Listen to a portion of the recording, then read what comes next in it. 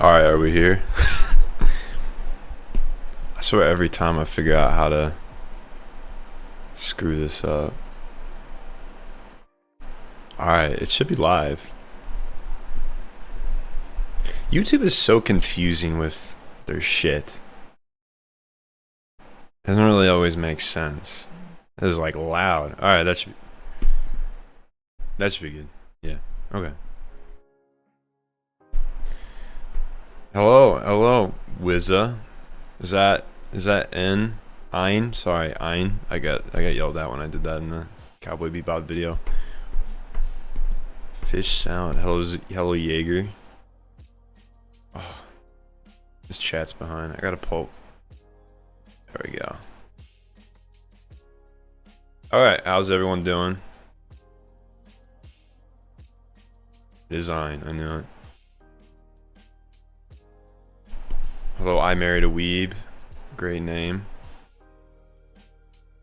Didn't know anime was getting a sequel. Oh yeah. This is it. Very great. It's a little dark. I mean, hold on.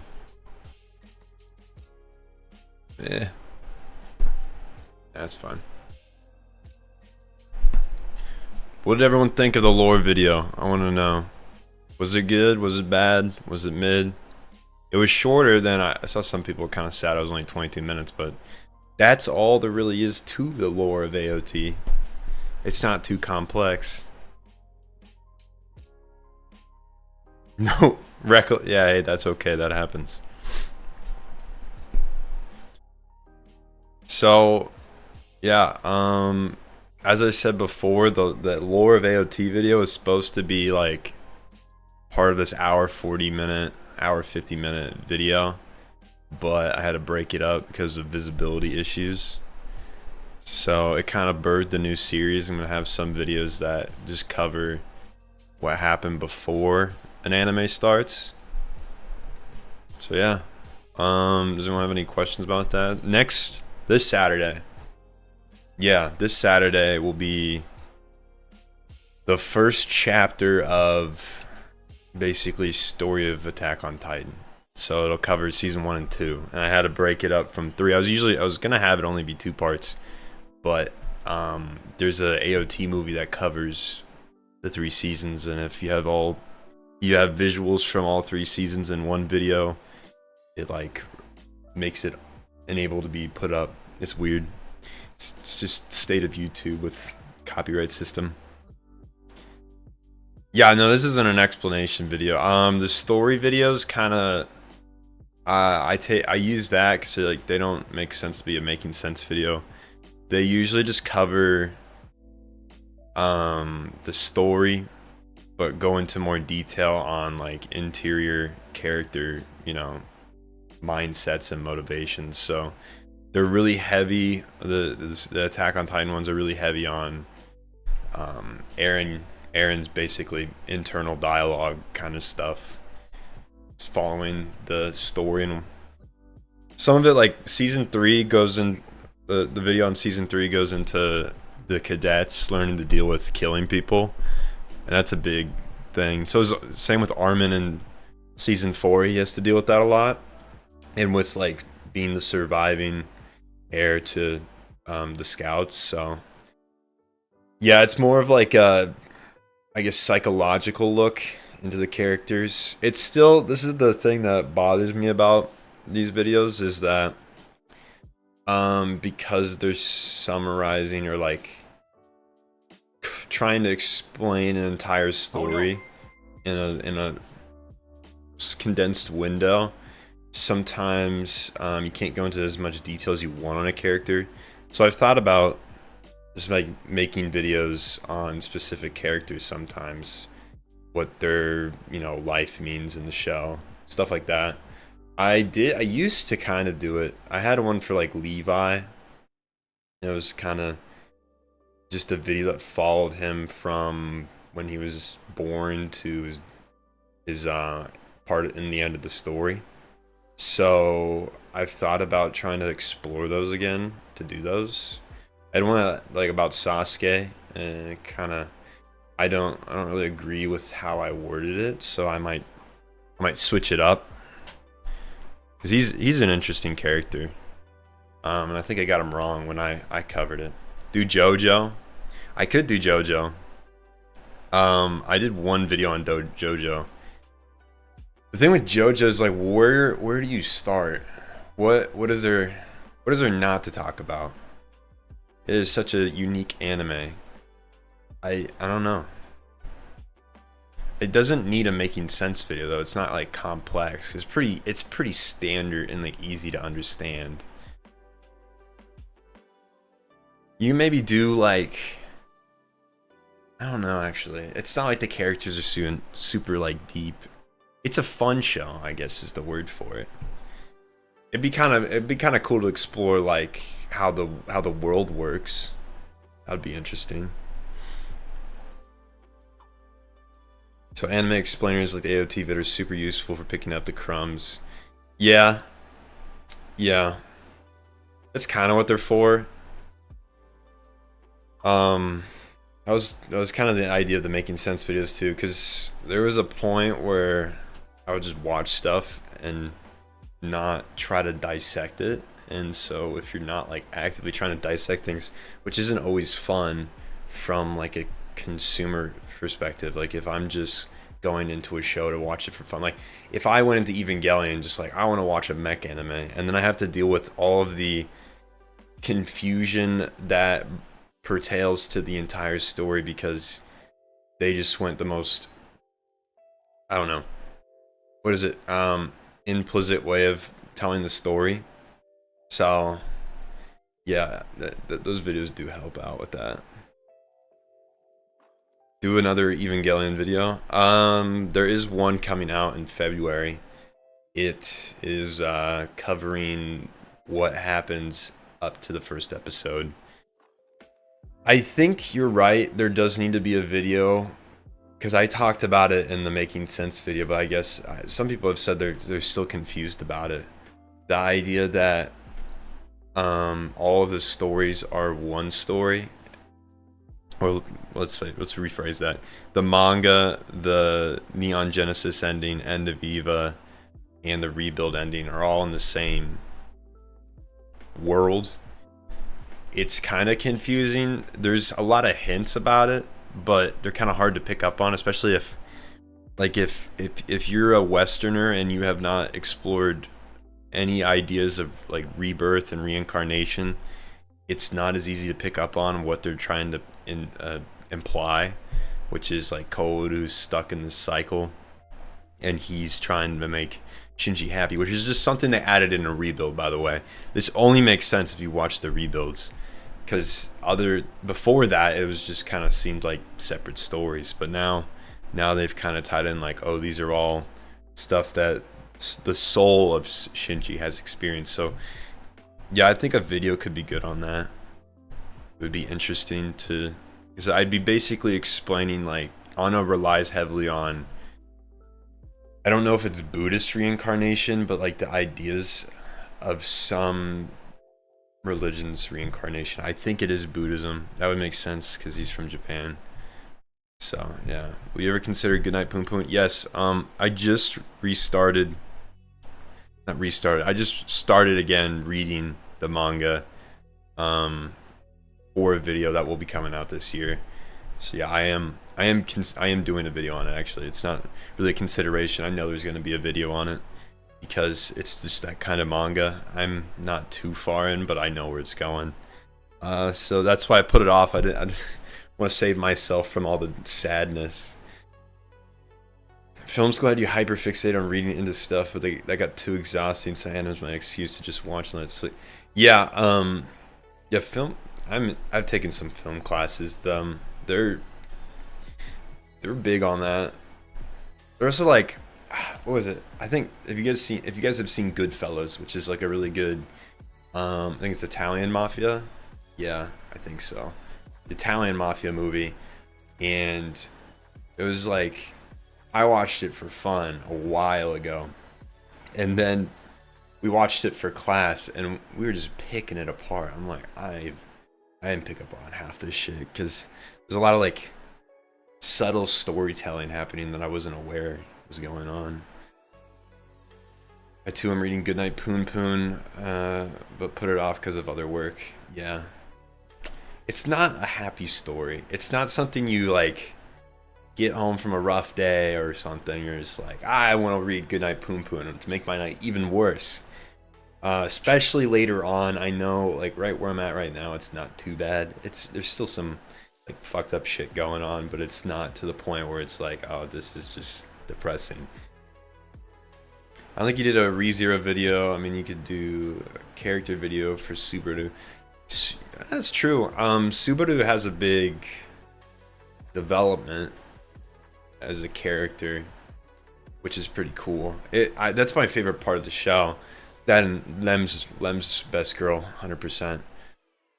Yeah, so it's kind of difficult sometimes when I'm watching anime, and trying to figure out if this is like worthwhile to make a video on, because there's a couple avenues. There's like, this is something really important to talk about, like maybe Haibane Denmei. But Haibane Denmei is a cult classic, and so I know it won't get as much people to watch. Like there'll be less people watching that video.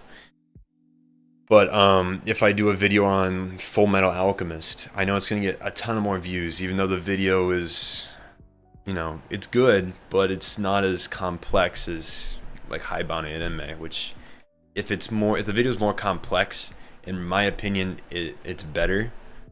They're both good videos from somebody viewing it perspective, but from making it, it feels better when you make a video that isn't discussed often, and goes into more complex themes. So like, I really like the Technolize video, but it didn't do as well as the Full Metal Alchemist video. It's just because of like fan sizes, I guess, or the amount of people that have watched it. A lot of people watch anime videos on stuff they've already seen, which is interesting. Not as many people watch videos on stuff they haven't seen, which makes sense in the scheme of like, if you're gonna watch something after you watch this show. But I always thought that maybe people would watch it to kind of check it out before they've seen the show. So maybe I was wrong. On the topic of Western media, what are your thoughts on, I don't even know what that is. Avatar? Oh, that's Avatar. Oh, The Last Airbender. I watched it as a kid. I haven't watched it in a long time, but I thought it was good. It's a really good cartoon for sure. It was inspired by anime. I know that. The studio that did it, they liked anime and they wanted to make something like it, which is why their story is really good, because they took a unique approach to storytelling. There's a big issue in Western media right now, particularly in America, where there's not as much creativity in what's being created. There's still like, golden balls along the way. I guess that's the word for it. But for the most part, I feel like a lot of it's shifted towards what's gonna make money. It's kind of like Mr. Beast, like not what's gonna be, pleasing to watch or creatively pleasing, but something you watch and you're like, it was okay. It was like not unique, not nothing. It was just okay. You watched it. You probably won't ever watch it again, but you did watch it. So that's a win for us, for a producer studio that's just kind of looking at the money scheme. Does YouTube dictate what you've been watching, or do you still just watch what you want? I do both. Like, I still watch a lot of seasonal stuff, even though I know I probably won't cover it because it's like slop. Most of it's slop. Like Solo Leveling's coming out right now, which I'd love to do a video on Solo Leveling, but I don't know what there is to talk about. And so it's also important just to keep up with like how anime is progressing. But yeah, I usually choose like a ton of romances to watch, like rom-coms, and I will never probably make a video on any of them, but I still like to watch them. I also just watch, like, I'm watching Seito Kai Yakuin Domo, yeah, which is an older anime. It's like a comedy. Probably will never do a video on it, but I wanted to watch it, so I kind of break it up. If I'm watching something for a video, that I haven't seen or I have seen, I'll just watch it in one day really quickly, basically bang it out. Like I'm gonna be watching Sunny Boy pretty soon, and I'll probably bang it out in 1 or 2 days. So yeah, it doesn't really dictate it that much, but I definitely go into all the anime I watch now with the idea in mind of, is there something here I could talk about? And if not, I just enjoy it. Some stuff I choose just because I know. Like I know going to a rom-com, I can just sit down, turn my brain off and watch it and not have to think about, you know, I'm gonna make a video on this. I need to start like analyzing it. Because it's not like exhausting, but it is exhausting to sit there and like pick apart and take notes when you sometimes just want to enjoy a show. So yeah, I mean, like I'm watching Prison School right now. If I do a video on Prison School at some point, what a wonder that'll be. But it would probably just be talking about how fucking insane it is. It's probably some of the funniest shit I've ever seen because it's just so outlandish. Saw your video on Cowboy Bebop and didn't watch it, so I went and watched the show and then watched your video. See, that's fine. I want people to watch the show.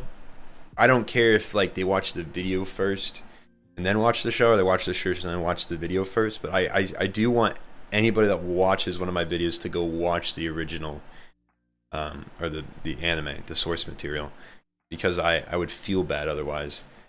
Because I feel like they go hand in hand, and I don't think that like my video takes away from watching the show. It does spoil a lot of stuff, so like that's, you know, something. So I would say if you want to be surprised when you watch anime, you should definitely always watch the anime first before watching any videos. I didn't watch it for, yeah, spoilers. Arcane was pretty well crafted. I have not watched Arcane yet. I've heard so much about it, but I think it's on Netflix, right? I don't have Netflix. I used to be on my parents' plan, but they did that whole thing where you can't share a password anymore, and I just haven't bothered to get it yet. I might get it soon though. Yeah, Prison School's peak. I'd never seen it before. I've heard about it, and I took a chance on it. Oh my god, is it fucking crazy. I just got to the part where the guy shat himself to get a poop noise so that he could cover for the guy while he's basically broken out of prison to go on a date, which it was just the craziest scene I've ever seen. I don't know, man. It just keeps going. It is such a great show. Yeah, you do like, yeah, that makes sense. Like you want to experience the anime before watching the video. Oh, I know websites to do it on. That's not the problem. I just haven't pulled the trigger on watching it really. Yeah, pirating has become a big thing, like a big issue, I guess is the word for it, issue for like the anime consumer base. Like in the US there was a pirating site, I think it was High Anime, if you guys have heard that one.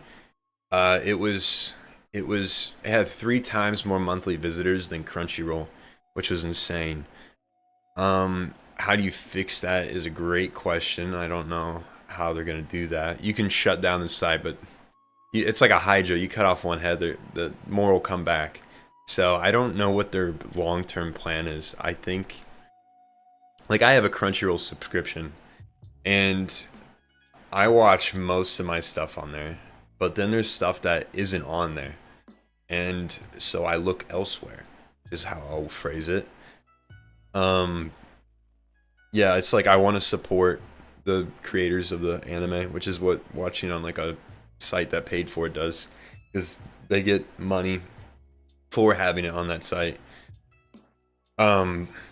But yeah, I mean, there's some stuff that doesn't even, it's not accessible in America. There's not a site here that has the anime out on it. And then the other part is like, there's just some that are on strange streaming sites that are like one-offs. It's like they just have that show and that's it, or a very little selection. But it's like they do have this one though, and then you have to pay like it was like $20 a month for one of them. I was looking, I'm like, I'm not doing that. I'll just find it somewhere else. Probably shill out sometimes, get those views, think picking some really popular thing, even if it's slop. Yeah, I like soul leveling. Yeah, that's a good point. Yeah, what I've got planned, I guess, is the word for it. I do a lot of stuff. I'm a very I don't really fucking care that much about getting really popular really fast. I just keep making my content the way I want to. And I kind of like I wanted to talk about AOT because I do like the cycle of hatred kind of theme they go through. So I made a video on that, and I know it's really popular, so it's gonna do well. I might do a video on Naruto at some point, going over the story, kind of breaking it down into a more digestible, non-filler. I fucking hate the Naruto filler. I could go on to days about how terrible it is. Anyway, that video should get a ton of views, and I want that to be like something that attracts people that only watch the most basic anime to maybe go explore some of the other videos that cover stuff that's more hidden gems kind of scenario. So yeah, I have like maybe every 3 or 4 videos I have planned is like some really popular show that I think will drive a lot of people to go check it out or check out the channel. Naruto filler is better than Boruto filler, but that's like you're comparing shit to like stinkier shit. It's Boruto filler just is just the worst thing ever, and Naruto filler was the worst thing ever until Boruto had filler. It just tells you how terrible that studio is at making filler. They're the fucking worst. I've just never seen worse filler. It is the most boring shit I've ever watched, and I've watched some weird shit. There's so many cracked Crunchyroll premium accounts, it's crazy. Oh, cracked? What does that mean? They like have access to stuff that other people don't? Naruto idea is great. Good idea to cast a net over a large audience and drop something about it more obscure. Yeah, the Full Metal Alchemist video, it's like there's not as much. There is deeper themes to talk about, which I kind of did, but there's not as much. It's not as much of a focus. It's like it's a battle shonen first and foremost. But it's one of the most popular shows, and it casts a broad net. Same with Code Geass. It's a battle shonen first, but it does have some deeper themes that you can talk about, which is what I focused on when I did the story video. The story videos are basically like, I want to talk about a theme of a whole show, kind of run you through how it develops, run you through how the characters develop. It's like a broad look at the show, and it's for people that have usually already seen the show and kind of want to revisit the story without having to watch the whole show again, or maybe want to revisit the show and be like, oh yeah, I want to go watch the show again. So that's kind of what the story videos are for. I might not make them as much as I have, because I feel like they don't add as much as some of the other content I make to the picture.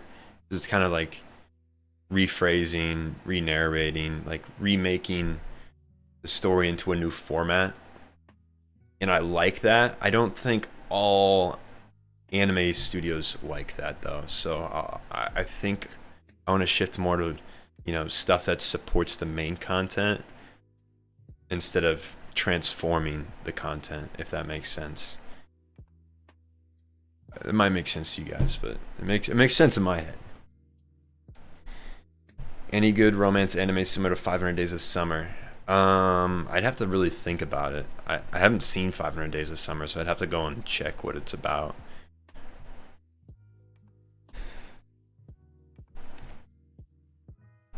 The age I watched Naruto at was perfect. Skip the filler. Yeah, I watched it as a kid when it was coming out, and then I didn't watch it anymore because it wasn't on TV anymore. And then I found it again when I was older, and then it was already all out. I tried watching the filler, and it was so bad that I just started skipping it.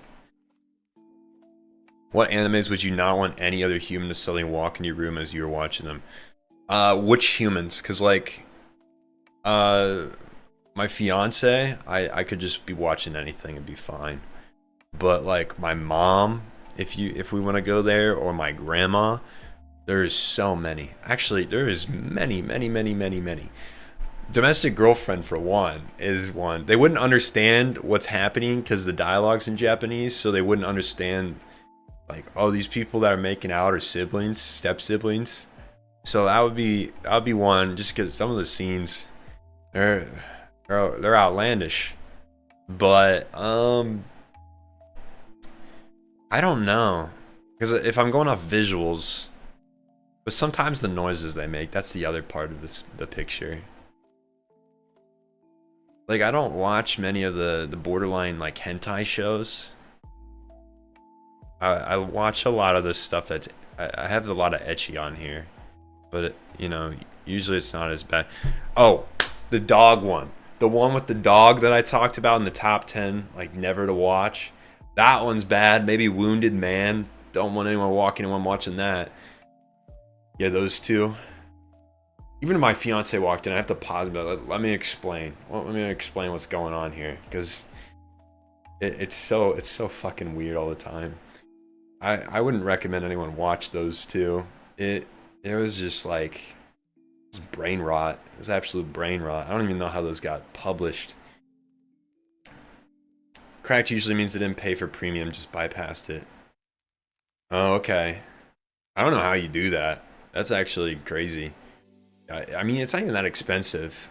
I mean, I don't know. Everyone has a different situation, but I think it's $8. I think I pay $8 a month. I got it back in the day, like when they just started. And even now, like $8 a month is really good, especially because Netflix is like $20. It's fucking crazy. Oh, average guy. Appreciate your welcome to the NHK video. It was weird because after I finished it, you dropped the video like 3 days later. Oh yeah, a lot of people say that. Like I'll drop a video that is like an anime they just finished. I've gotten a couple of those, which, I mean, to be fair, YouTube's a massive platform, so the odds are if I publish a video on something, someone out there, if not many out there, had just finished said show. And usually when you say you finish said show, sometimes you look up videos for it, and yeah, then those pop up. Highly recommend for people that got stuck or lost after high school. Yeah. Or if you like go to college and it's just not for you and you get stuck. That's something I have seen a lot of people experience. Or they go to college. This is if you guys ever, when you guys go to college, if you've been or if you're at it, I feel like the worst thing you can do is commit yourself to something you don't want to do, like a major or something. Which at some point you do have to make up your mind, I guess, in certain terms of college, but it is so expensive now. So like, if you come here and get a degree and then you just end up not using it, it's a lot of money to have spent on something you don't use. So like, really be conscious of what you want to do, I guess is the word for it. I just did creative tech because it kind of entails to what this is, so it worked out. And also, like, you sometimes like just get a degree in some field that you're interested in, because the odds are that degree, like computer science, can go to pretty much any job that deals with computers or anything. People just take it as long as you have a bachelor's of some kind. Domestic Girlfriend peak manga. Yeah, the manga is really fucking crazy. It keeps going. Like the anime covers the part that it did, but it just keeps getting weirder and crazier. That's why I love like anime soap operas. They're so much fun to watch. I suck. Thank you, Makima. I get that a lot. I guess I do have a nice voice. It's like deep. It's not super high pitched, but when I was younger, it was high pitched. I have some videos on YouTube, because it's on a separate channel, of me when I was younger, and my voice is completely different. I listen to it sometimes, and I'm just like, what the hell? Crazy. Food wars scenes go crazy. That's true when they do eat the food. I forget about that. It doesn't bother me. It's like I'm numb to it. So when I see that, it doesn't run over me. But if someone walked in, yeah, that would be something to explain. Yeah, Death Note 1 through 20, episode 1 through 25. Yeah, when Light dies, it's kind of That's a spoiler. I should have not said that, but it's like 20 something years old. Yeah, when light, you know, or sorry, not light, L, it kind of goes downhill. It's not as interesting. Is anime only cartoons that come from Japan, or is Avatar the last anime better? Avatar is not an anime just because it's not made in Japan or by a Japanese studio. Anime just means animation in Japan. So like it's I guess you could say other things are anime, but you're just saying other things are animation. Anime is just kind of is you're basically saying like this came from Japan. It's like if Korea has another word for their animations, but like you wouldn't call those anime. Or like China makes animations and they kind of look like anime because they have similar styles, but they're not anime. I don't know. Everyone has a different different way of describing it, but I just describe it by stuff that's made in Japan because that's what the word anime entails.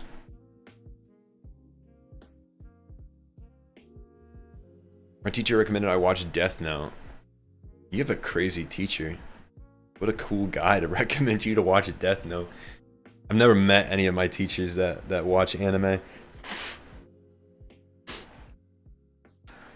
When you search up Neon Genesis, my video pops up first. Yeah, I think that happened. That's why I got so many views. At some point, probably 3 months after it came out, it got to the third spot when you search up Neon Genesis. That's cool. It's first now. That's crazy. I have watched Freehan. I still rewatch your rebuild of Eva. Oh, that one's pretty good. I thought it was well done. Yeah, Freehan is probably one of my favorite fantasy animes ever. I don't know. It was just so well done. Like it's pleasing to watch. There's shows I like because like it puts me on an emotional roller coaster, and then there's stuff like Freehan where you watch it and you're just like happy. You feel transported to a different world. So that's kind of what it gave me. There's a sizable downturn in frequency at the end, which makes it feel reassuring. Huh. That makes sense. Kind of. Yeah, I've wanted to do voice acting before, but one, it's hard to get voice acting gigs. It's a lot easier if you have somebody in that world that basically finds you work. So maybe one day I'll look into doing it. But I always thought it'd be interesting, and a lot of people say I have a good voice, so I can maybe do it. I've done acting before, but it's always been for like my own stuff. Like I have a short film up on a channel I have with my friend called L'Ombre du Passé, where I play a detective in it. And that was a lot of fun, but I don't think I'm like that great of an actor. I think I'm decent, or it's passable, but I don't think I'm like Leonardo DiCaprio, the next Leonardo DiCaprio, Prodigy. Death Note was so interesting because you have a protagonist who's a villain versus a protagonist who's an anti-hero. Yeah, I mean, a lot of people try to defend Light and his actions, but there's just a point, there gets to a point where you can't. And it's always, they're like, they say like, oh, he's a good guy, he kills all the murderers and criminals, like really bad criminals. I'm like, yeah, but he also kills an entire line of FBI agents, like pretty early on. And it's like, oh, well, we can overlook that for other stuff. Or he killed Light.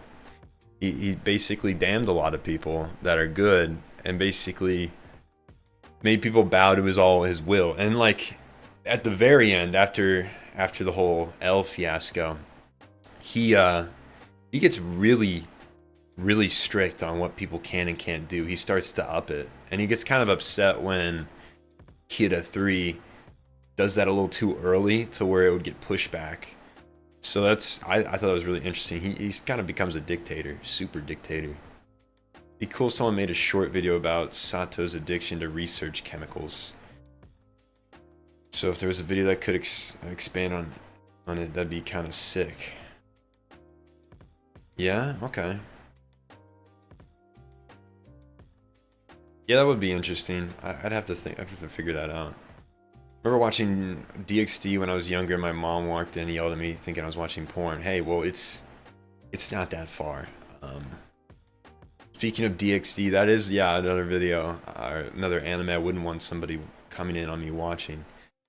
I'm going to do, I don't know if I've said this before, for April Fools, I'm doing a video explaining the story of DxD. I'm going to do it in a way where it's literally this, it's just the story. It's not, it's excluding all of the nudity parts, which is going to be an interesting thing to tackle, to try to explain and try to pick visuals that aren't super etchy. So I think it's gonna be fun. I think it'd be, plus if people don't like the etchy shit, they can watch that video and get the story in, because the story's kind of good. I'm be honest.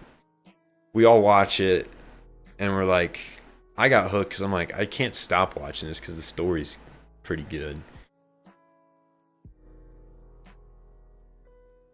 Should you watch Freehan? Yeah, totally.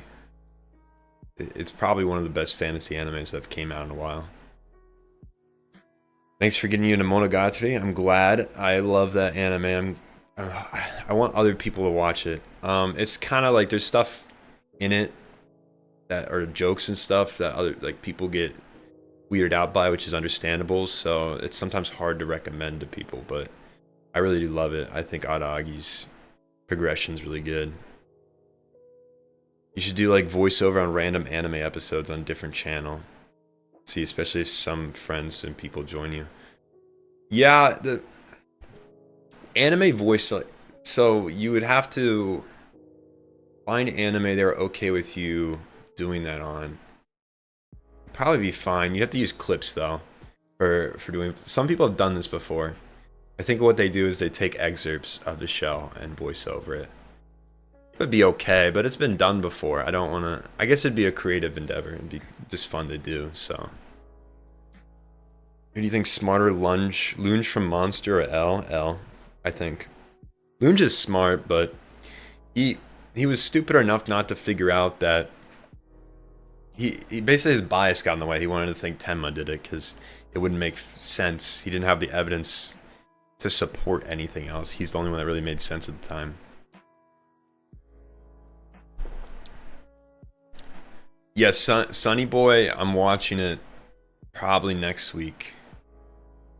So there will be a video probably this spring about it. Is when it would, I think so. Yeah, early spring, start of spring, end of winter. You thought of making a video on Hellstar Renmia? I don't think so. Oh, this is a manga. Oh, it's Junji Ito. Ah, this looks interesting. I'd be interested in trying it. Yeah, I'll look into that. Yeah, I think narrating manga would be pretty fun. Kind of what I did with Uzumaki, but just stuff that's only manga. Hasn't been adapted yet. Yeah, it is a genius idea regarding DxD because there's nothing like that, and like I don't always want to rewatch DxD. I've watched it a lot because I've shown people it, but the story's good, so I feel like it's a good way to let people like revisit the story without having to sit through the sheer amount of nudity. DxD's plot with, yeah. It won't be 3 minutes long. I bet it's gonna be an hour. I see 4 seasons. There's a lot that happens. Yeah, there is a lot that happens. Despite what you think, there is a lot of plot progression in the show. Some of it doesn't really make sense. Like, it gets pretty crazy in season 3.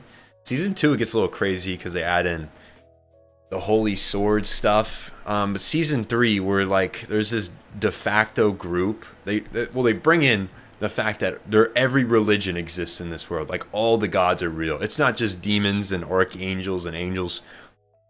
Odin's a thing.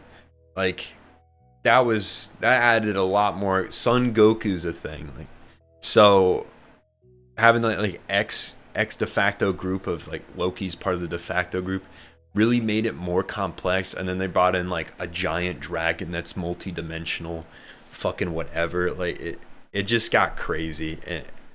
And then I don't know how I'm gonna do this in the video. They backtrack. They delete the last 2 episodes, I think, of season 3, because it switched studios, because the studio that was doing 1 through 3, they changed the ending on 3. And so, yeah, to have Rias confess that she loves Issei, which wasn't supposed to happen yet. It's how it happened in season 4. That was the way it happened.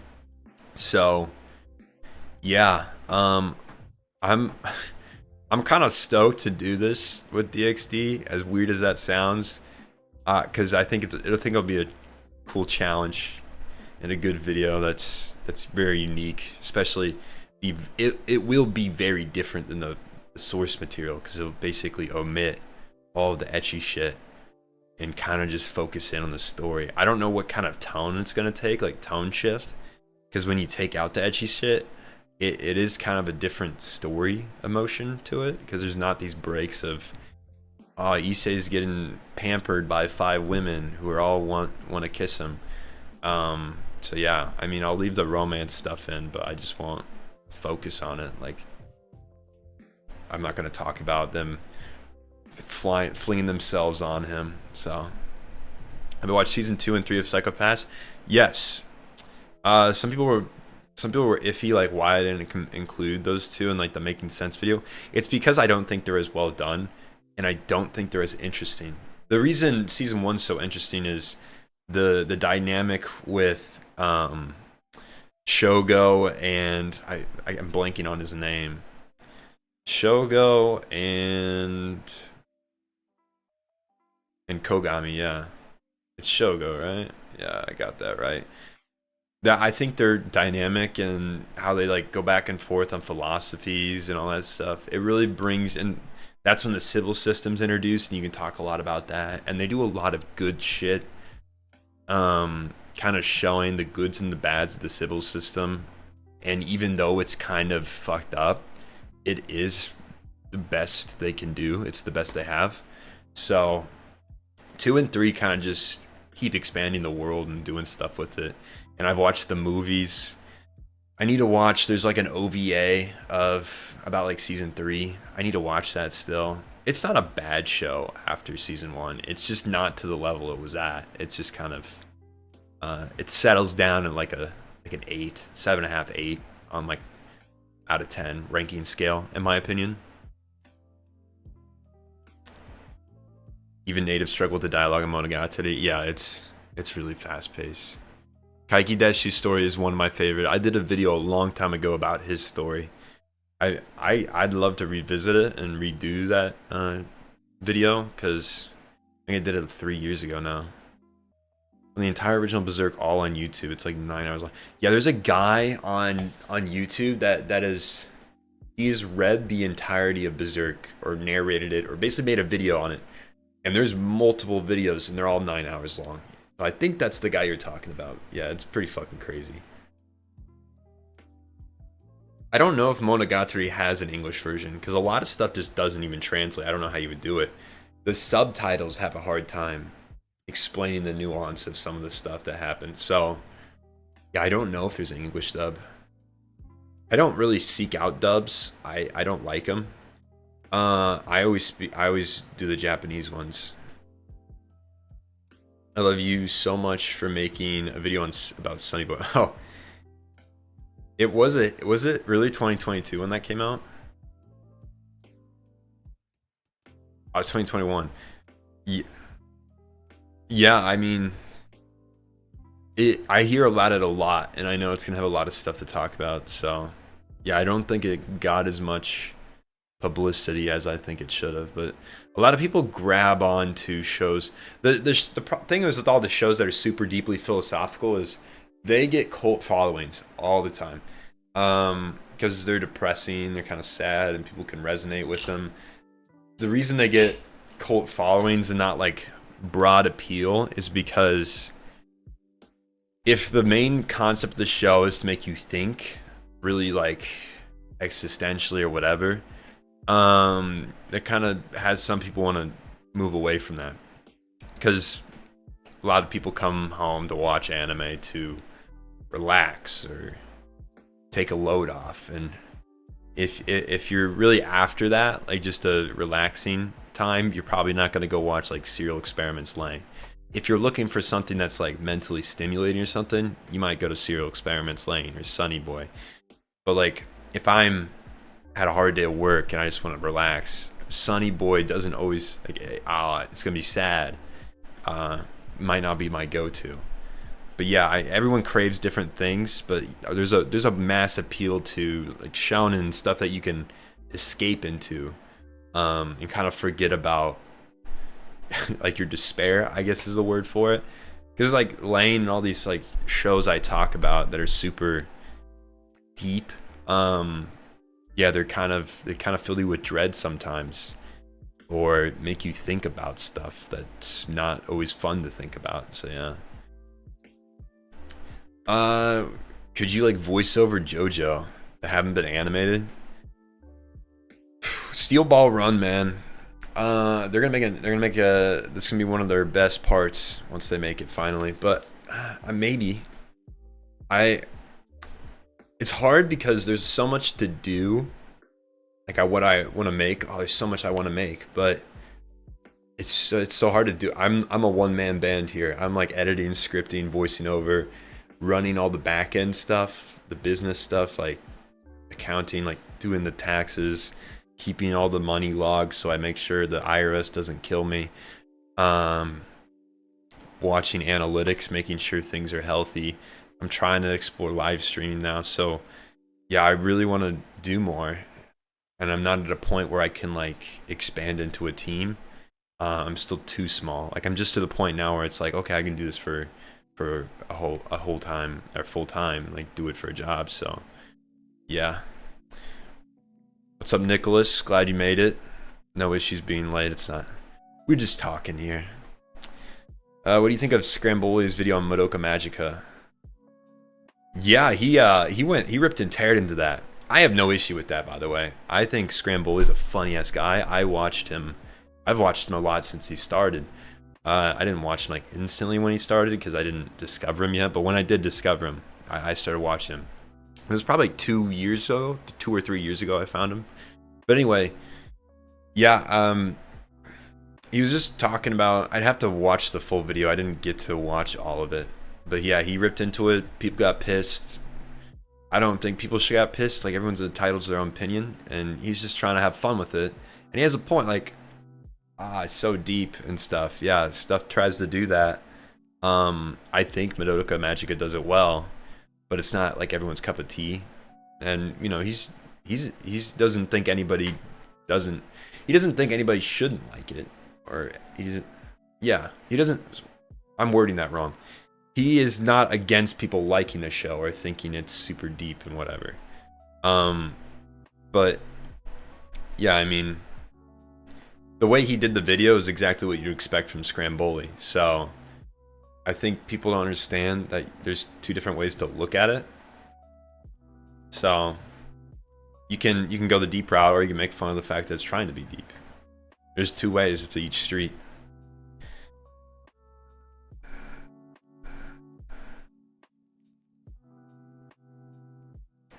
You could read out the entirety of the 3 Days of Happiness manga for an hour-long video. I don't want to take away too much from.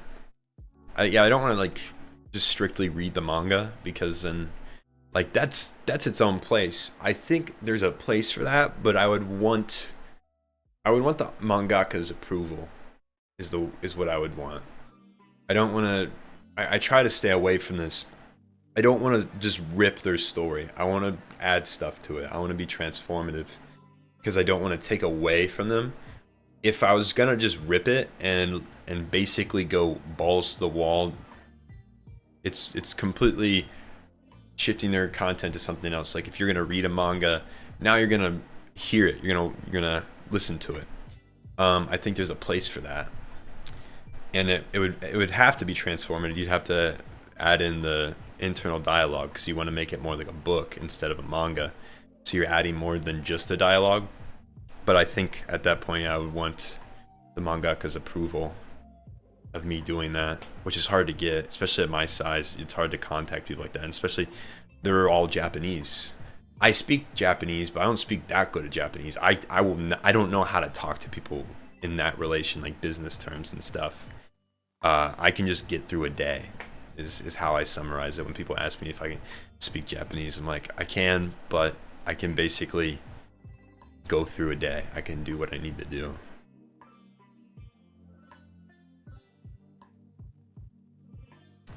I need a week to think about after I finished End of Evangelion. I watched 3 seasons of Naruto to cheer me up. Yeah, see, Naruto's one of those shows, that's what I was talking about. Battle shonens are really easy to escape into. You get some trusted volunteers, make a Discord community. If you're not big enough to build a team, try taking volunteers. Well, the thing with... Sure, I could find some people that would do editing work really cheap. That's not too hard.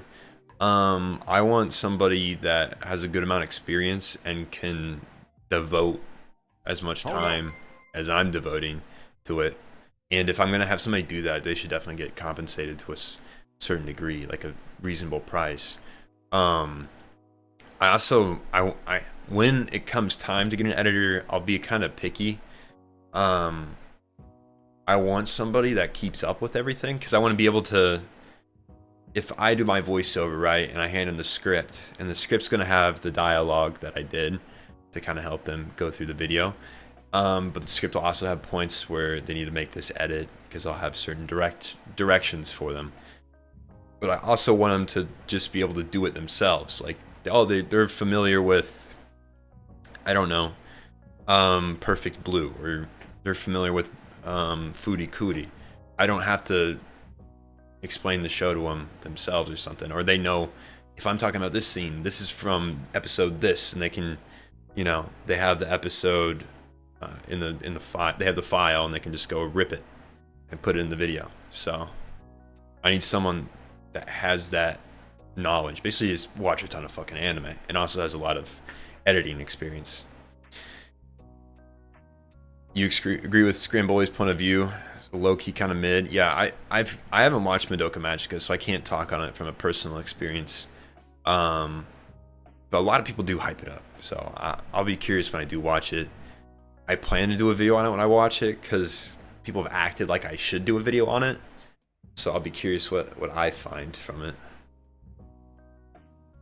He did make a 40-minute response, but I think the point he was making with the 40-minute response, because I understand where he's coming from in it, where it's like, if you're in the community, you're not like, your opinion, if it doesn't match with some other people, it is a big fucking deal. And this is kind of, it's in all media, and if you're going to be a critic, you run into this a lot, where, let's say I made a video on Evangelion, but I trashed it instead of praising it.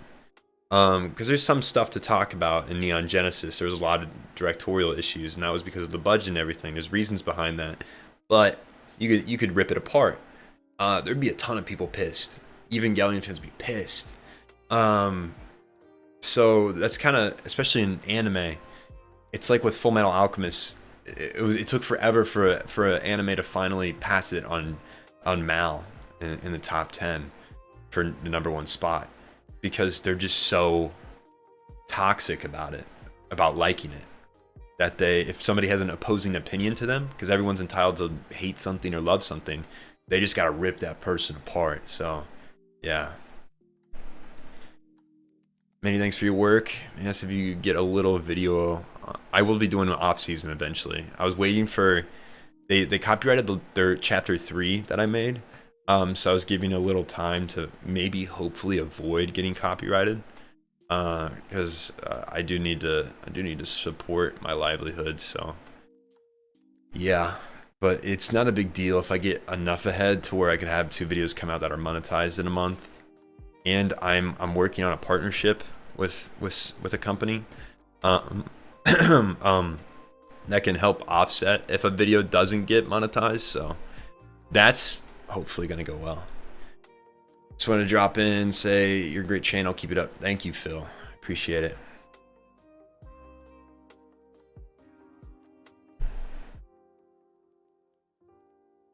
You're not the singer from Pantera? Okay. I I haven't. My dad loves Pantera. Him and his friends. That's their age group. I think they're in college when Pantera was a big thing. YouTube editors usually get roughly 20 minutes per minute of edited content. Yeah, Acorn, that's kind of... Here's how I do it. So when I had my roommate who's an editor do some stuff for me, I paid him, it was 300 a day. So it was like 8 hours. Video's only 15 minutes. It's super heavy on editing though, the one I gave him. So it takes a lot of time. And it took him, I think it took him 2 days to do it. So it's like $600 for the video. It's 15 minutes long. I feel that the whole per minute, paying per minute is not fair if you know that somebody's good at their job. So if I know I'm getting a good editor and I know he's gonna make his time worth my money, I'm gonna pay him like you would pay an editor in Hollywood or anywhere where you have video editors, which is usually it's a day rate or some of them like hourly rates. That's just how they do it. Day rate is more common, I think, especially in Hollywood or just anywhere in LA, where there's a lot of video editors. So, and they work for 8 hours then. Yeah, I mean, like he's a beginner, so that's like a beginner rate. Yeah, this whole 20-minute thing, it pushes people to rush the project a little bit, in my opinion, just because, you know, you're getting paid per minute of video. It's not how long you're putting into it. I want them to spend a good amount of time making it like a piece of art or something that is enjoyable to watch, not just something you can get through. So like, yeah, you can go to Fiverr and get cheap editors and they'll put something together for you. It's just not going to be like what I want. He was able to execute the image I wanted. So like I gave him my script. It has some visual, like do this and this with the video to kind of start him, and then I'd check in on him and be like, I want this like transitions to be like this kind of music I'm thinking, and he's able to do that with pretty minimal direction. And then I get the file and I can do the last touches, you know. Maybe like, I mean, I've been doing it longer than him, so like, oh, I don't like how long it takes for this transition to happen. I'm gonna shorten it and do something else. So yeah, like he did like 95% of the work and I just did 5%. I just did the final touches to kind of put it all together. So like, yeah, if you guys are gonna be an editor, or you looking to be an editor, especially a YouTube editor, I implore you to not take those jobs that are like 20-minute per edited content. I implore you to set a rate for yourself and make sure those YouTubers respect those rates. Don't set it like too high at first or anything, but like I definitely think you should be getting paid hourly or daily per your amount of time, not like the project, because every project's different. And if every project's not different, like if you're going to different YouTubers and stuff, like if you're gonna work for a vlogger, that's gonna be entirely different than if you're working for me, where you start from scratch. There's no footage. There's just the audio track, and you have to put the audio track, and you have to put the visuals on top, and then all this stuff. Mine takes a lot longer than a vlogger would. So, yeah. Yeah, editors do watch quite a bit of anime. It kind of depends, but yeah, there's a lot of them that do. Have you heard of Christian moms against anime? No, tell me more, JB. I need to hear more about this. Found an anime guy who edits videos, not an editor who watches anime. A bit in between. They're kind of the same thing. I need them to know the content. I need them to have better editorial skills than they have anime knowledge. Or vice, you know, it doesn't really matter as long as they know how to do editing to a good degree, to where I'm satisfied with, and they have a lot of knowledge on anime. Love Evangelion vid, made me question my life. Yep, that happens to a lot of people. Made me question my life when I watched it. Sister's favorite anime is Demon Slayer. Yeah, I heard a lot of girls like that one, which is interesting. Nowhere near your top 10. I think the art direction carried that show, obviously. The story's pretty basic for a battle shonen. But the animation's really good. It's like I've read some of the manga. It just doesn't hit as hard because it's not the animation. They just did a really well job of packaging the story.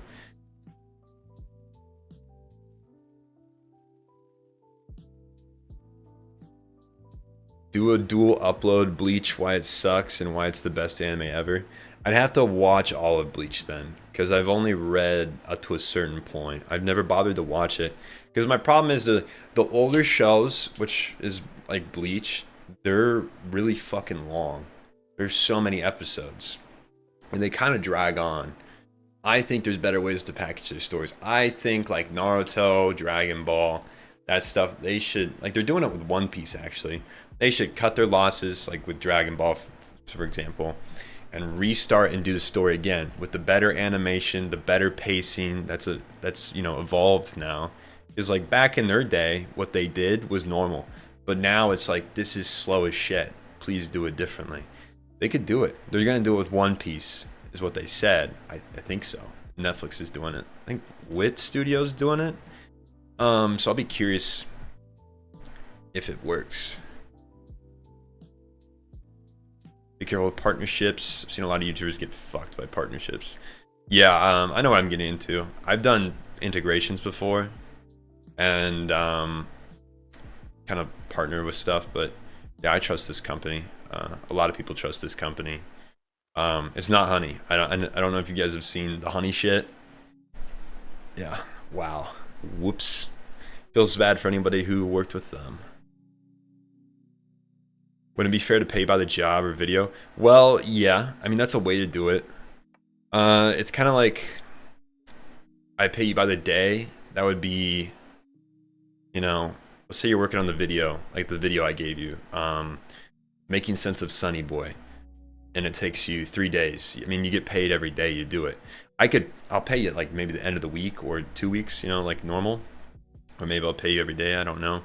This is just, but you're getting paid for your work that you did. It's like, what if you stopped, let's say you quit a project mid-thing, which would suck, but let's say you did. You're still going to get paid for that day you worked instead of, seeing the project through. But yeah, I mean, you could pay by the project, I guess, but it's a little more complex than, paying by the day is pretty easy. Like, you worked this amount of time, you deserve this money. Project would work too, I guess, but it's just a little more complex. Being a YouTuber worth it? That's a really tricky question. It's worth it for what I want. This is what I wanted to do for a long time. It's kind of like my passion. Is it worth it? It depends why you're doing it, because I love videos. I love making videos. I love sharing videos. I like the fact that you guys see these videos. They might impact you. They might entertain you. They do something for you. You guys like it. So I like that feeling of creating things for other people to watch and, enjoy. That's why I do YouTube. I make enough to live. I don't make a fuck ton of money. I don't know if I'll ever make a fuck ton of money. That's not what matters to me. What matters is the fact that I'm able to do this for a living and just focus on creating, which is what I love to do. So in that sense, it is worth it for me. But if you go into, there's a lot of people that go into YouTube, they're like, I want to make a ton of money. Like all those faceless YouTuber AI channels, that they're basically trying to farm content. And it sometimes works out. They sometimes make a fuck ton of money. But I don't know if they feel fulfilled in that. And that's a rarity. There's a lot of people that try to make YouTube videos that don't make money and never will. And there's reasons you can get into to why or whatever, but yeah, if they went into it just wanting money, they're probably not gonna be able to do it for long. They'll get burned out or whatever. So if for people who want to be a YouTuber, I'd say do it. Just know that it might not pay out to what you think, like Logan Paul level, Ludwig level. They're like way up there. They make a ton of money, which is the reality. That can happen. It's just there's also a lot of people that just make a decent amount of living, maybe a part of a living, or no living. So yeah, I just do it because you like it. What anime is the thumbnail from? I think this one is AOT. I think it's the season 4 when Yelena's, I think it's her name's Yelena. She's standing above Armin. Yeah, I just pick random fucking anime thumbnails because it makes you put a thumbnail for every video. So I'm like, ah, fuck it. I have a couple of these crazy faces I could use. Sparkles just go down all the videos Sock Sensei has made him pick an anime. Oh, okay, okay. Yeah, you're asking what anime to watch. Okay. Oh, yeah, all of them are a bit existential, all my videos. There's some of them in there that aren't. There's some of them that aren't. The hype factor is well done in Demon Slayer, yeah. Honey scam is real. Yeah, they did scam the fuck out of everyone. Everyone involved. It was insane. I can't believe it took this long for them to figure that out. I wasn't looking into it, so I had no clue that that was happening. I had Honey on my browser. I deleted it now because I know what they're doing, but crazy. Anime 2 did drop, Saki. Hijacking affiliate links, that is crazy. That is terrible. I think going by the project is for long-term editors. It kind of depends. Going by the project, hear about this. Going about the project would work better with movies and stuff, like long-term, yeah, the long big projects. Even then, they do hourly rates, or sorry, daily rates. So like, the idea of a daily rate is the fact that editors are freelancers usually, even in Hollywood. You hire them for their profession, like their abilities. And if you buy them out for 14 days or something, and the project finishes on the 13th or the 14th day, like in the morning, or the 13th day, or yeah, it's like if the project finished halfway through the 14th day, they still deserve the full pay for the 14th day because they booked themselves out for you. Some editors would be like, yo, I only worked half a day for the 14th day, just pay me half. It just kind of depends. But yeah, usually with editors on big movies, they'll like buy them out for the whole project, pay them like a certain amount of money. Usually it's broken up by like, this is how much you're worth a day. That's usually how they summarize it. It's like Hayden Hillard's a big YouTuber here on YouTube. He does our dailies. I think it's like $800 a day is his rate. It's crazy, but yeah, he's like that level of editor. So can't say I like My Hero because the fandom, it is fucking weird. The fandom is very weird. I think I did a video talking about like the top 10 weirdest fandoms. They were up there for me. I haven't watched the show because of the fandom. It's on my list still. I just haven't watched it. You went into YouTube doing it for money, I doubt you'd have popped off, or maybe you would have, but it'd go away as fast as it came.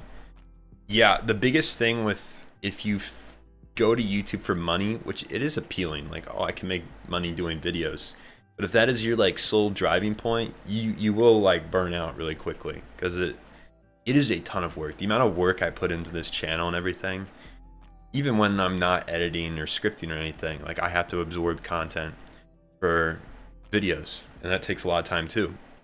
And there's days where it's like, oh, I gotta edit all day and edit, you know, wake up to 8 p.m. or something, or 10 p.m. It's fulfilling though for me. I am satisfied doing that because I like the outcome, which is uploading a video and having people like it and sharing it with others. So yeah, I mean, if your goal's money, it's not gonna be the greatest job to go into. There's better jobs to do that. You become an accountant, you can make a fuck ton of money. So yeah. What's the whiteboard? I bought a whiteboard for videos, but I just don't use it that often. I used it in Steins Gate and Making Sense of Steins Gate. I think that's the only video I used it for, and I bought it as well for live streams because I thought to myself, oh, I can do like explanation videos with the whiteboard. The problem with the whiteboard is the markers aren't very thick, so it's hard to see what I'm drawing, and it's also just kind of like a weird camera angle. This room's not big. That's one wall.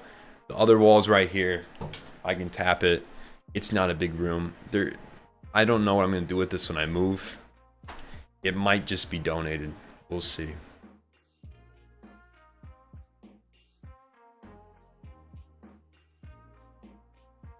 You got Kaiji on your watch list yet? Yeah, it's on there.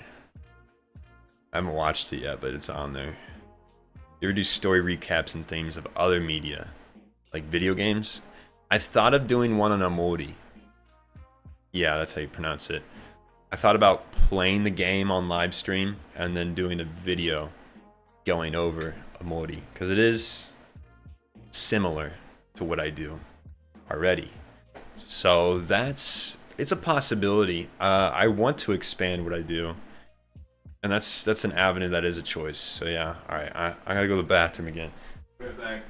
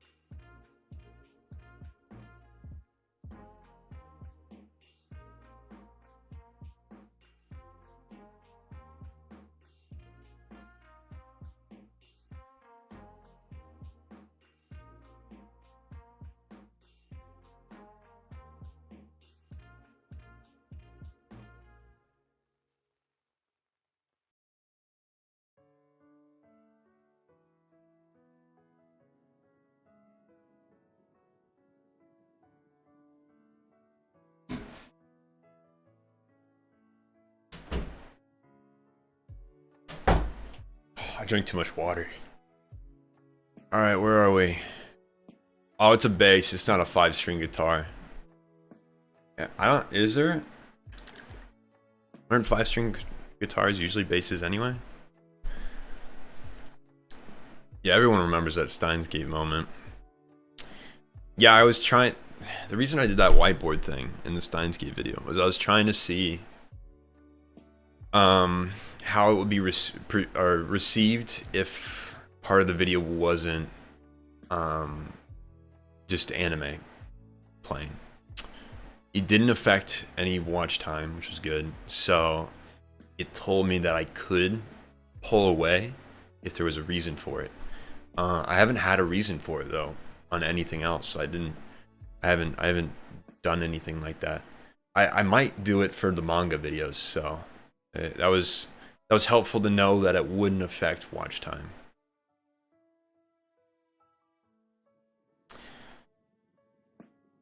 Cool insert. See that? I'm glad people liked that insert. A more explanation would be goated. Interested in understanding the lore better. Yeah, I haven't played it yet, so I wanted to go into it not knowing anything. I gotta check. I think they're cool with people live streaming there, because it's like not a visual novel, but it kind of is. I think they're cool with it. Some visual novels, like, they get pissed if you live stream them. Like even Persona's like that. Even though I stream Persona, I don't know if I was supposed to do it, but I think if you play the later stuff, you're not supposed to. There'll be a couple of videos extensively covering Amori. Yeah, hey, you never know. Maybe it'll be a 3-hour video. I haven't read any of Nisho Ishin's other works, no. Is that the new horror show? Amori? No, it's a game. Do you have a 100K special planned or just keep rolling with normal top tier content? I had that live stream. It wasn't like super special. Don't let them know you stream it. Yeah, you're right. I can't. Atlas would kill me if they knew I streamed that. Thankfully, I wasn't that big, so it didn't matter. I think, I don't know, I wanted to do more, but I couldn't think of anything. And to do like some bigger event, I'd have to have more money. So maybe the next big milestone, I don't know what that would be. I would do like a big event. I think so. Let's say this business I'm partnering with, like they said, next time I have a big milestone hit, they'd love to give gift cards out to the community. And I think next time I would love to do like merch giveaway, because I only have like 2 designs, shirt designs. I drew up a TV guy that may or may not be a reference to another show, onto a shirt, and so yeah, I'd give those away for maybe next time. 200K, yeah. So that's what they used as an example. They would want to give away gift cards to their stuff, which I thought was cool. So yeah, the way I say amori is cool. Yeah, maybe you say amori. Is that how you say it? Because I'm pretty sure amori is Japanese, but that's how Japan pronounces their R's. A lot of people get pissed off in all of my videos, actually, I guess. I'm not good with pronunciations for like German stuff, like monsters. A lot of people say like, this is not how you pronounce it in German. I was like, oh, well, I'm not German. But yeah, like people get pissed off when I pronounce, what's a good one? I say Armin just because it sounds better, but Adimin is how they say it in the Japanese sub. Or Eren is how they say Aaron. So I don't remember which one I did for the AOT videos, which pronunciation. But yeah, like it doesn't matter which one I do. Got the grammar Nazis out there and they're ready to jump on the ship. Amore. That's Italian. That's amore. Was that love? Doesn't that mean love? There's a song, with the moon hits the sky like a big pizza pie. That's amore. I got Kaiji on my watch list. Haven't pulled it through yet.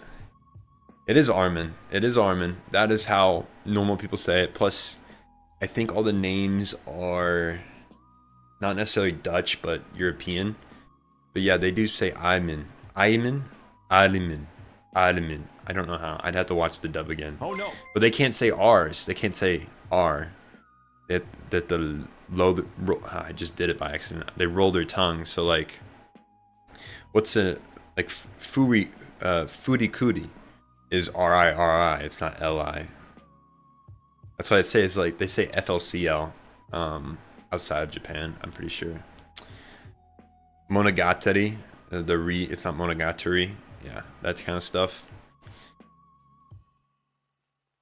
Fuck the grammar Nazis. Yeah, I don't really care that much. I don't really give a shit.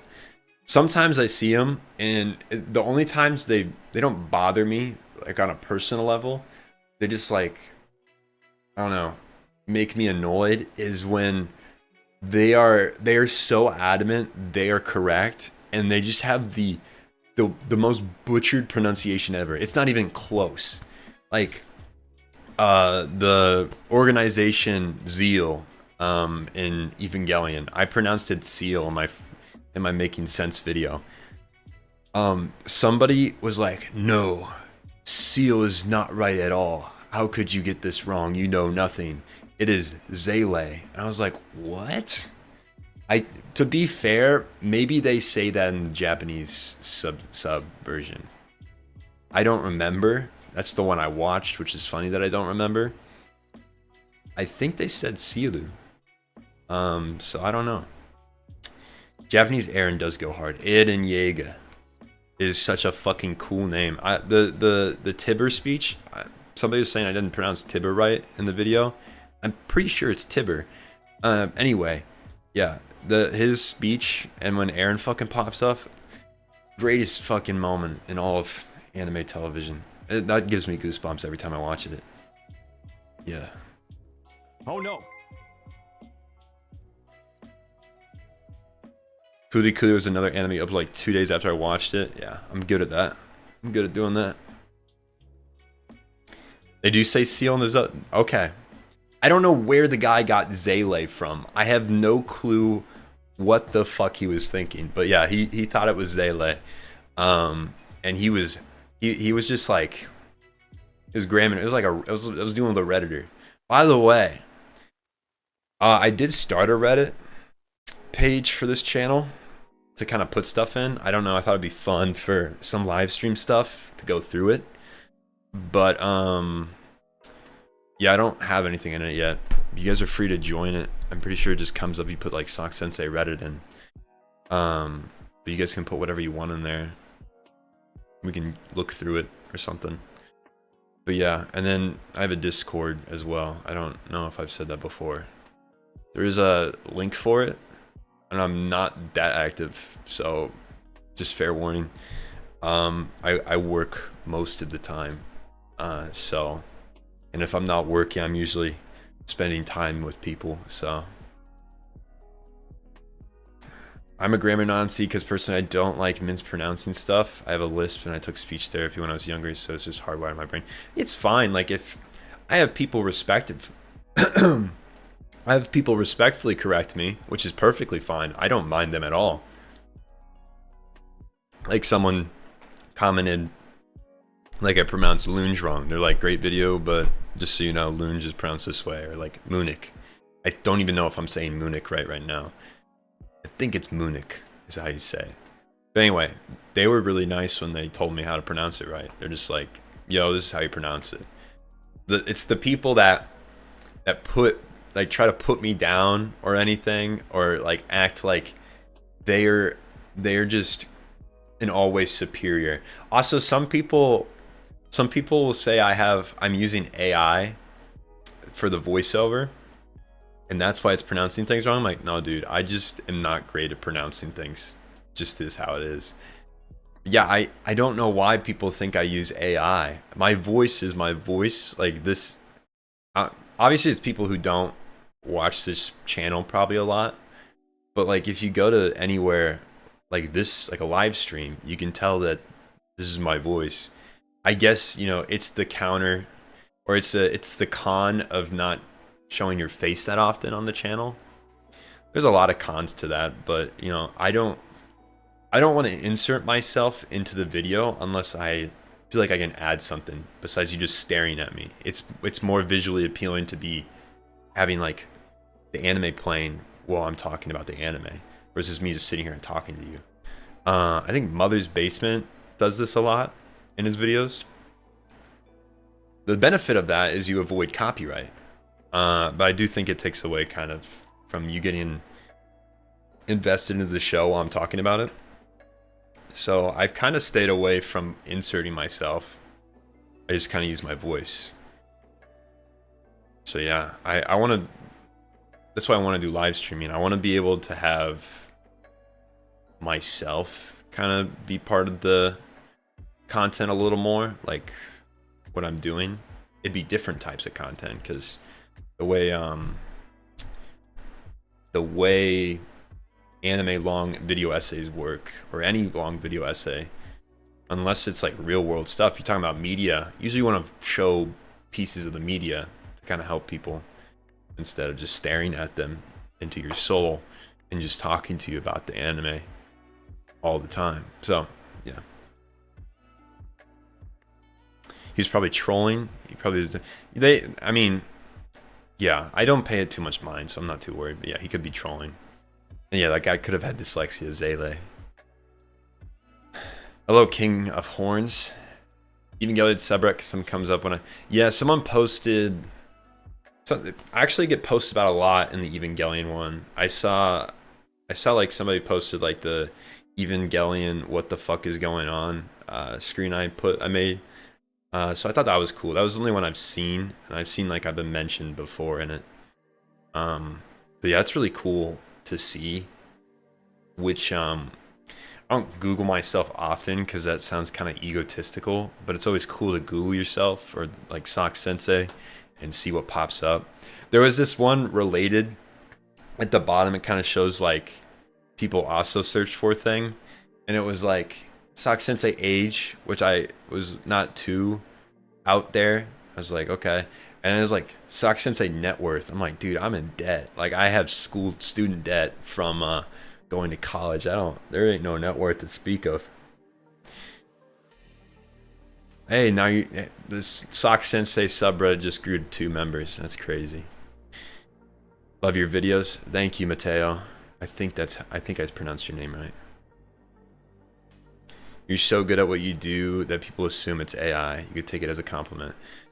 I see the reason I'm apprehensive to the AI thing, I guess is why I see it in a bad light when people say that, is because my knowledge of AI with anime, especially when YouTube, is the sheer amount of channels that just, let me show you guys this.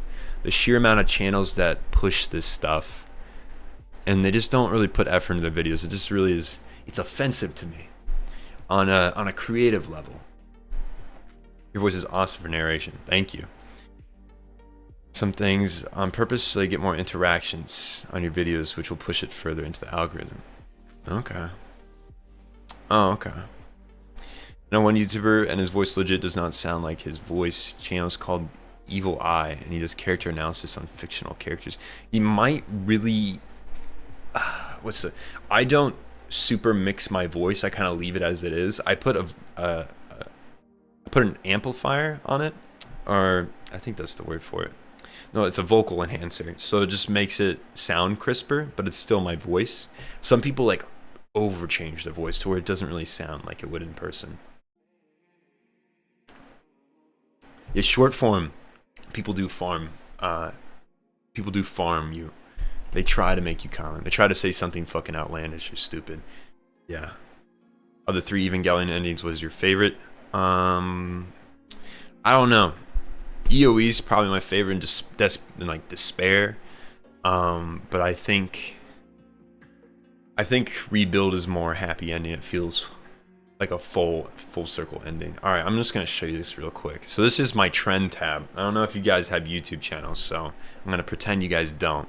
So YouTube introduced this thing. It's basically like, what are people into in your niche? Like breakout videos. I don't even know what that means.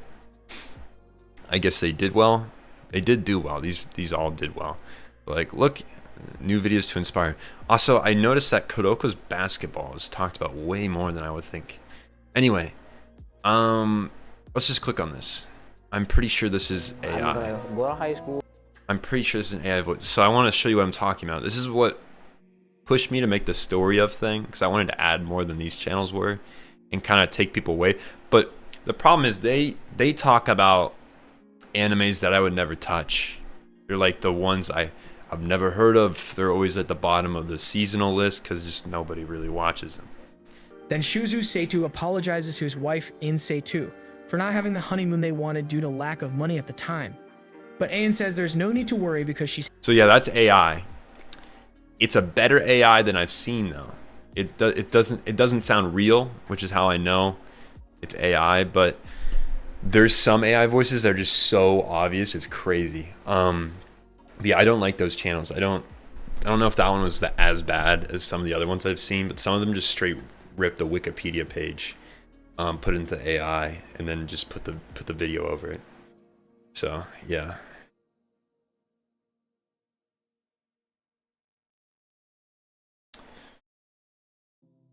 Just double the members of your subreddit. Are you able to remember every little detail and get your thoughts straight enough to make a 1-hour essay? Notes, and a good memory. I have a good memory. I've known this for a long time. When I was in high school, middle school, whatever. When I was in school, I wouldn't study. I could usually remember things from just looking at it once. Remember what was taught in class, that kind of stuff. I've never had an issue remembering things. My fiance is terrible at remembering things. She has to study when she had school. She was still good at school, but she's had to have like a normal approach to it. I don't know why, but I can usually remember pretty much anything told to me. And if I forget it, it can easily come back. So yeah, like I could have watched an anime 2 years ago and I could probably still do a video on it. Maybe I would need a refresher. That's probably it. But yeah, and I also know how to, like,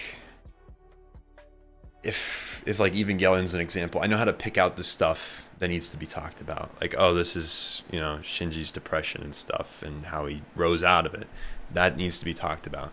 I need to get better at making links to, like, basically need to read more. I need to read more philosophy and other stuff so I can link that to what is being talked about in the show, because usually that's where they're pulling from.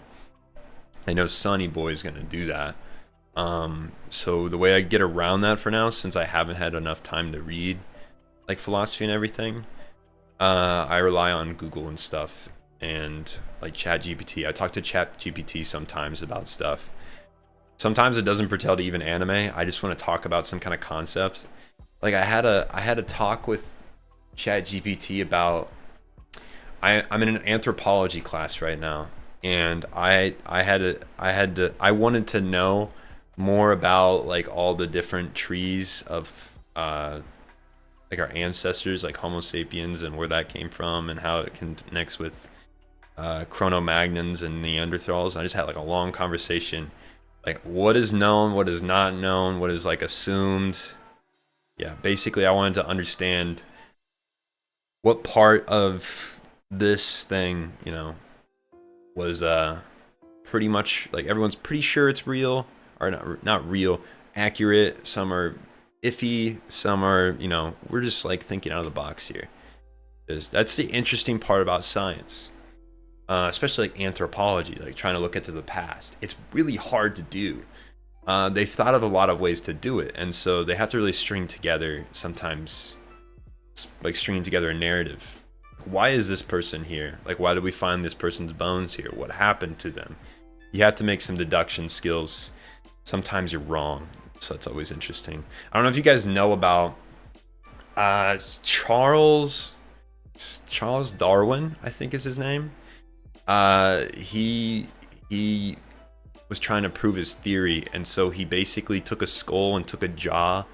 The jaw was from another animal, and he said it was like a human's thing.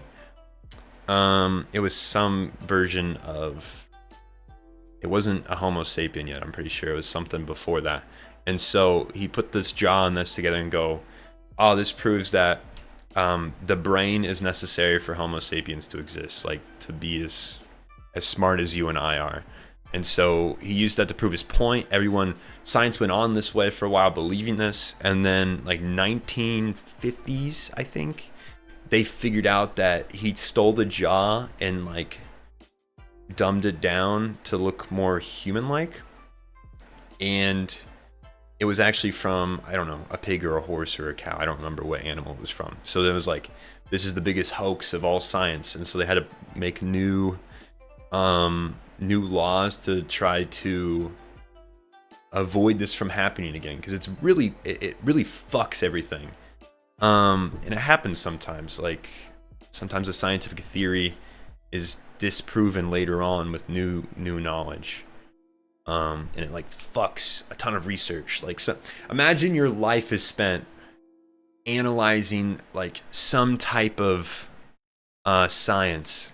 Like you are the, I don't know, you're the I don't know, let's just use this again. You're the atom guy, and then you think atoms are round, and then some dude comes around and says, like string theory, it says, they're actually a bunch of strings like clumped together, and it's like, oh, fuck your research, you're done, dude. Like you spent 80 years researching that, now it's not really worthwhile. It's still useful in some terms, you can kind of mold it to fit the new knowledge. But I'm sorry for going on a rant about anthropology and now science. That was a little uncalled for. That was not what you guys signed up for.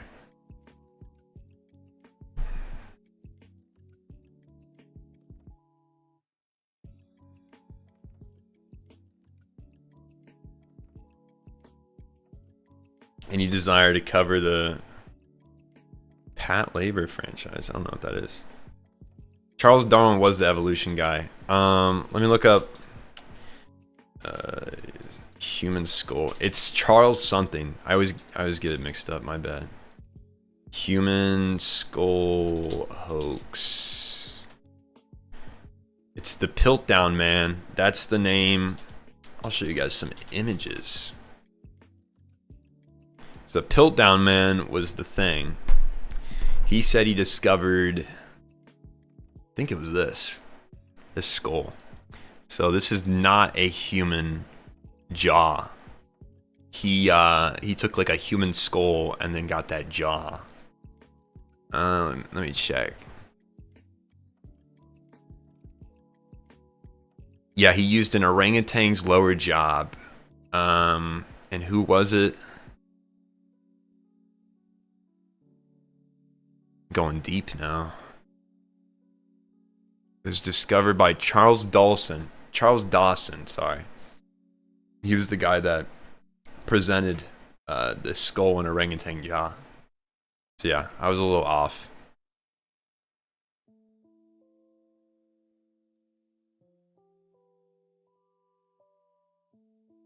Haven't seen Demi-Human. How do I feel about sports anime? To watch Haikyuu. Yeah, Haikyuu's really good. Slam Dunk's really good. Kudoko's basketball is really good. It also depends if you're interested in the sport. I like basketball a lot, so that made me want to watch Kudoko's and all that, and Slam Dunk. But yeah, sports anime is really good. I think there's definitely some that suck. I heard Blue Lock had a stinker season. They didn't get as much budget, so yeah.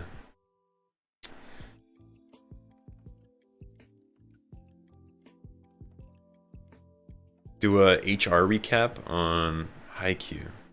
Interesting. I don't know if I would. I don't know what I'd talk about. I don't like to do like just straight recaps. I want there to be something I can add instead of just regurgitating the show, because it's like there is this benefit and there's this want and desire, especially in Western countries, to just absorb content as fast as possible. So like, I don't want to watch all of Naruto. Let me watch Naruto in 8 minutes, which is a YouTube video. I feel it's kind of disrespectful, not you, like, you viewers, but disrespectful as a creator to just I don't know, maybe they're adding something to the picture, but you're just gonna regurgitate their show in a shorter time so that people don't have to watch the show.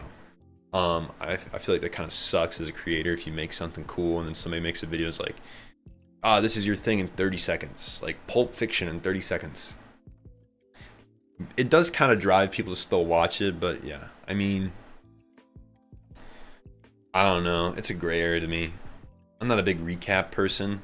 If I'm gonna make a video, it's be like a summary, and I'll go into more detail of like the themes and philosophy of the show, rather than just telling the story again. Start linking your Discord. I don't see it here. Is it not? Well, that's fucked. It's on the channel. Like if you go to the channel links page, it is on there.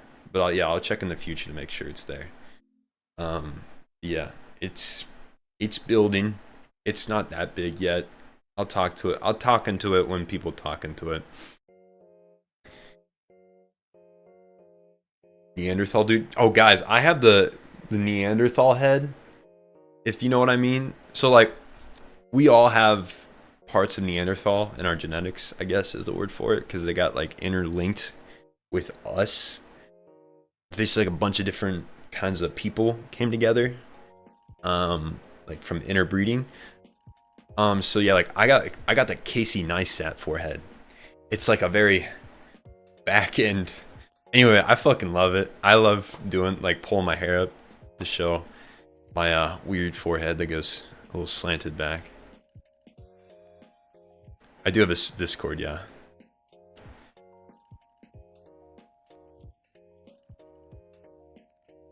Do I watch the NBA? Yes, but I watch the Bulls and they suck. So it's kind of hard to. I'll watch games when they're on though. Like if I go to a bar and it's on. But I am kind of depressed that the NBA sucks. I watch a lot of. I live close to the University of Illinois, so I watch their football season, and I'll watch probably their basketball season. they're decent too now, so it's kind of fun to watch. But I don't catch every game. I'll just watch it if it's available. Yeah, there's a lot I could do with Berserk for videos. I'm looking to do a video on it this year. What's the best anime, or best decade for anime? 2000s is an interesting period because there's just so much happening. I think the 90s was also good. I don't know, it'd be hard to pick down. 90s had a lot of good anime. It's just not talked about anymore because it's kind of old style and it's not as fast paced, in your face, you know, like it is now.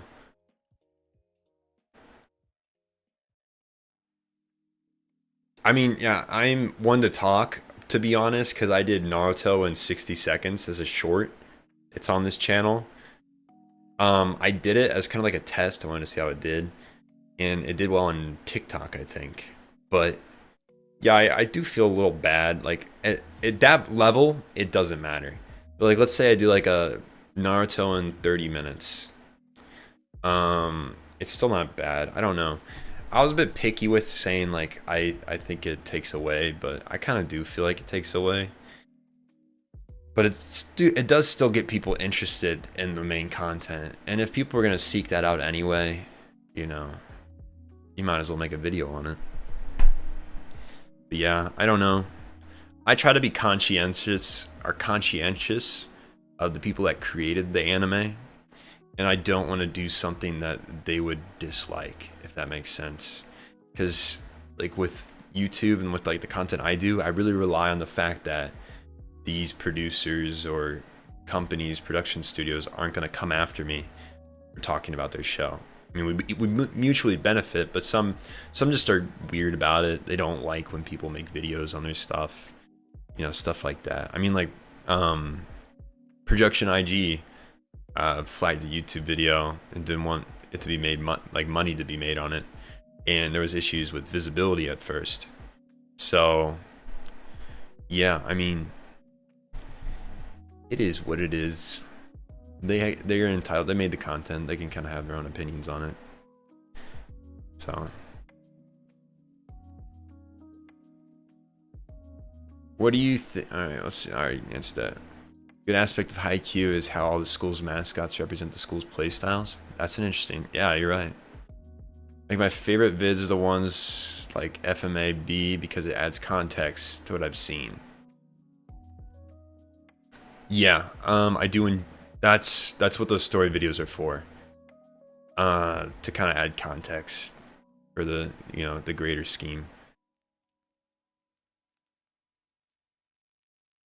Adding instead of subtracting from content is inherently better. Yeah, that's kind of how my motto goes. Like when I do the story video on Naruto, my goal is to summarize the entire story in a better format than it was in the 2000s.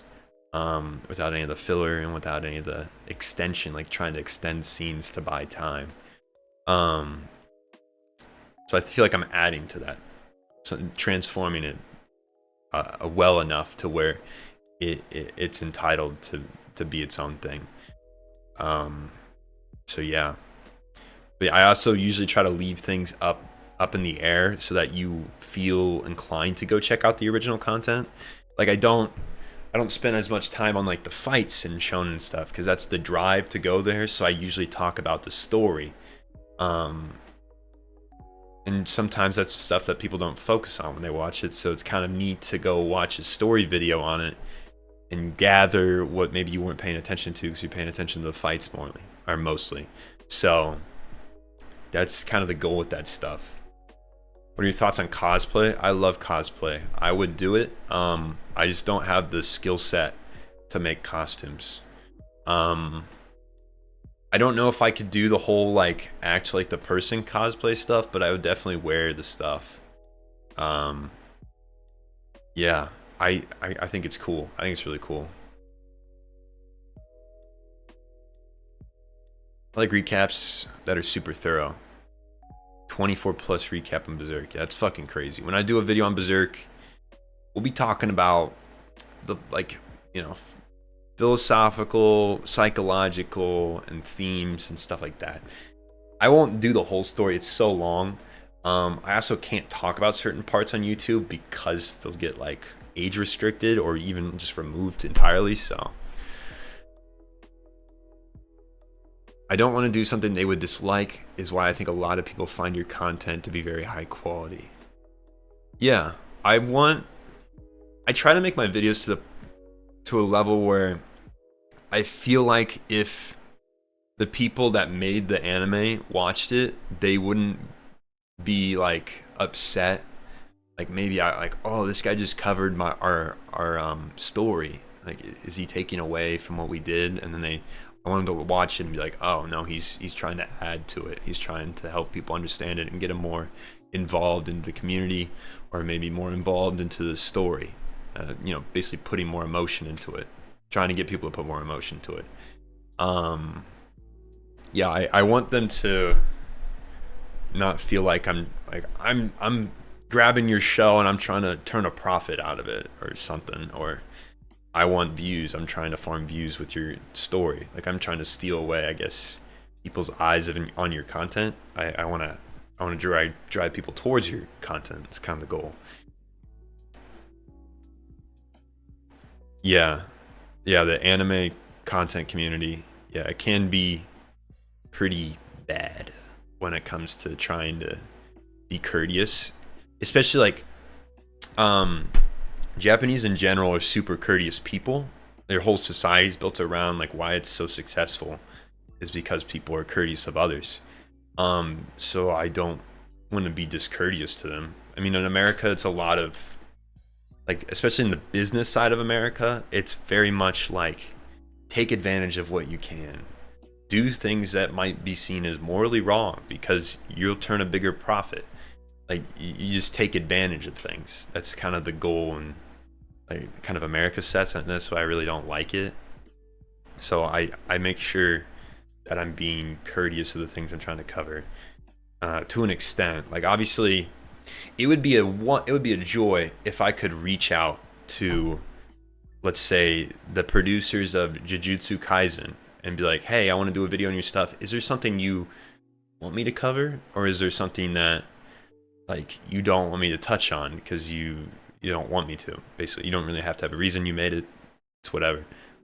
I tried to reach out to the Death Note. So like when it got copyrighted and taken off YouTube, for having visuals, I tried to reach out to the company and be like, hey, like, I want to make a video on your anime. I think it'd be mutually beneficial for us both. Yada yada yada. Kind of outline points. Like, could we talk about this and maybe figure out what you'd be cool with? But they just don't respond, and I'm not really that big, so I'm not surprised. But that's kind of like, if they're gonna get upset about people making certain videos, I would implore them to reach out and talk to the creators. Some creators will be assholes, I'm sure, but I think the future in this kind of content would be building a bridge to allow communication between the two. But I don't think they necessarily take us seriously enough. Maybe if we were bigger, like if Sock Sensei became a bigger name, it could open negotiations. Any idea when the Naruto video will be out? Let me check. I have like a estimated date. I'm pretty free spirited, so it might not be accurate. Naruto video, like May 31st. It might be later, it might be earlier. We'll see. I am gonna do Vagabond at some point. That's probably this year. That works for High School DxD. You got any story videos you're currently working on? Yes, maybe. I don't remember. No, I'm doing the DxD one. Strictly the story. It'll be interesting. That's the next one coming out. All right, guys, it's 6:50. I gotta go pick up a pizza for dinner. Speak the language, know the culture, be respectful. Anything Logan Paul didn't do, yeah. Don't be Logan Paul. All right, yeah. I did not talk to Light in the call. in that call. No, I didn't. Yeah, he didn't. They didn't want to call me. Light wouldn't answer. He was probably gonna ask for my name, my real name, fucking kill me. Anyway, it is 7:50. I'm in the Midwest, so it's 6:50 for me here. Yeah. Few updates. Saturday, Chapter 1 AOT will drop. A story of AOT, story of Attack on Titan. So I guess that's technically the next story video coming out. Next stream will be Wednesday, same time, same place. To kind of set out the future, starting in February, I will start streaming on Twitch on Mondays. Wednesdays will be here. The reason is because on Twitch we'll be doing other stuff than just chatting, and we can do other stuff on here as well. It's just never really gotten to that point because we just kind of talk. Yeah, some days we could do like tier list or like guess that anime opening, stuff like that. If you guys wanted to do something different, but yeah, we usually just talk, and this is pretty fun. So, but yeah, Mondays on Twitch, I think I'll probably stream like Yakuza, or that's where Emoti will be played eventually. So yeah, if you guys are interested in that kind of live streaming stuff that doesn't really pertain to this channel, that'll be happening on Twitch on Mondays starting in February. Probably around 5 as well, probably around the same time that these live streams happen. So yeah, I look forward to that. Next week I do have a package to open for you guys on stream.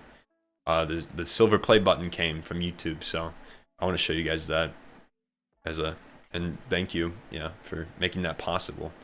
It's really cool. So yeah, time zones are a bitch. Yeah, some people it's like, oh, it's 2 a.m. when you're streaming. I'm like, yeah, I'm sorry, I can't stream at 2 a.m.